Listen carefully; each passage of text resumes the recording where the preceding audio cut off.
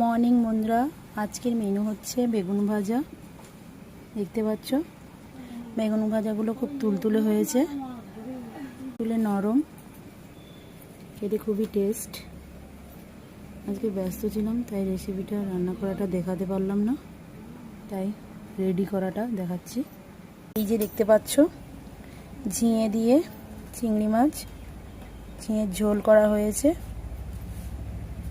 দেখতে কেমন হয়েছে বলো, আর কালারটা কেমন এসছে বলো।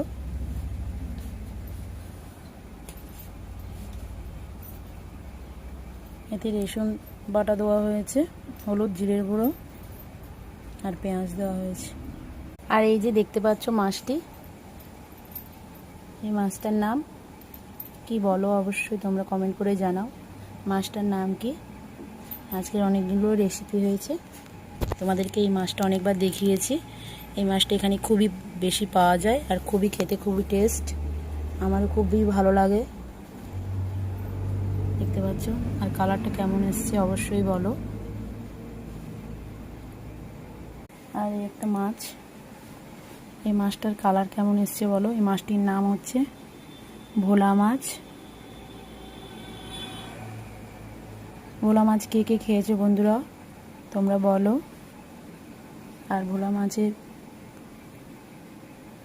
তরকারির কালারটা কেমন এসছে বলো। আর তোমাদের এই রেসিপিগুলো কেমন কেমন লাগছে, আর তোমাদের কার কার খেতে ইচ্ছে করো কমেন্ট করে জানাও। আজকে একার হাতেই সব কিছু করেছি, খুবই তাড়াহুড়ো ছিল, এক জায়গায় বেরিয়েছিলাম। দেখতে পাচ্ছ আমের চাটনি, সবার শেষে একটু টক খেতে ইচ্ছে করে, তাই যে আমের চাটনিটা আজকে বানিয়েছি। এই গরমে আমের চাটনি খেতেও খুবই টেস্ট লাগে, আর গরমে টক খেতেও খুব ভালো লাগে। তোমরাও খেও বাড়িতে বানিয়ে। এটা 5 ফোড়ন দেওয়া হয়েছে, ফোড়ন দেওয়া হয়েছে। আর চাটনিটার কালারটা কেমন এসছে বলো অবশ্যই। খুব দেখতেও খুব সুন্দর লাগছে, তোমরা বলো তোমাদের কেমন লাগছে। সবার শেষে একটু চাটনির সাথে পাঁপড় না খেলে ভালোই লাগে না। এই যে দেখতে পাচ্ছ মজমজে পাঁপড় পলির মধ্যে ঢুকিয়ে রেখেছি, না হলে নেতিয়ে যাবে, এটা আটকে রাখবো।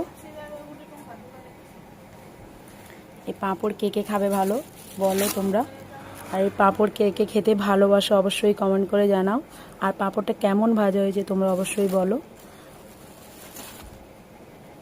তোমাদের এই রেসিপিগুলো কেমন ভালো লেগেছে অবশ্যই কমেন্ট করে জানাও। আর কে কে খেতে সব কিছু ভালোবাসো বল।